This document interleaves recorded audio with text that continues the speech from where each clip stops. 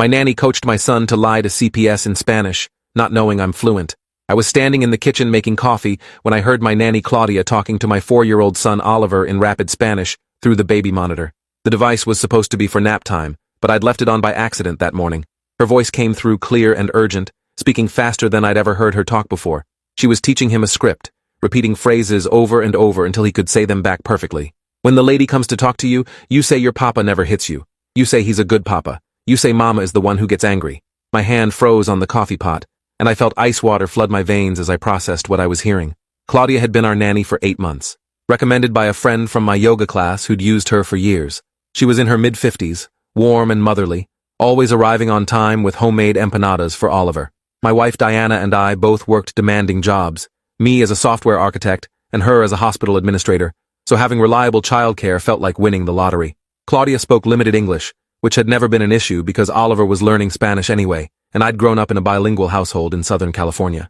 My mother was from Guadalajara and had insisted all her children speak perfect Spanish, drilling us with vocabulary and grammar throughout our childhood.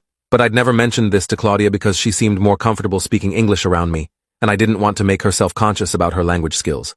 Now I stood frozen in my kitchen at 6:30 in the morning, listening to her coach my son on what to tell Child Protective Services, and my brain couldn't make sense of why CPS would be coming to talk to Oliver at all. Repite, mi amor, Claudia's voice continued through the monitor. Tu papa es bueno, tu mama se enoja mucho. Oliver's small voice repeated the words back to her, stumbling over the pronunciation, but getting the meaning across.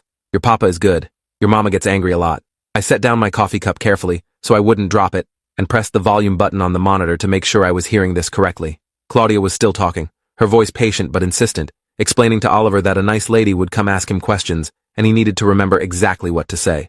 She told him it was like a game, like when they practiced his ABCs, except this was even more important because it would help keep him safe. My 4-year-old son was being coached to lie to government authorities, and the person doing it was someone we trusted completely with his care. I grabbed my phone and started recording the audio from the monitor, my hands shaking so badly I almost dropped the device. Claudia was moving on to different scenarios now, asking Oliver what he would say if the lady asked about bruises or asked if mommy ever scared him. Oliver kept giving the wrong answers, saying he didn't have bruises, and mommy only got mad when he didn't clean his toys, and Claudia would gently correct him each time. No, Michiello, you have to say mommy gets very angry and sometimes you're scared. Can you say that for me?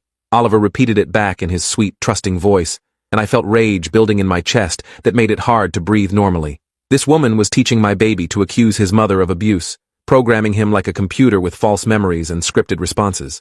I saved the recording and immediately started a new one, making sure I captured every word of this conversation before Claudia realized I could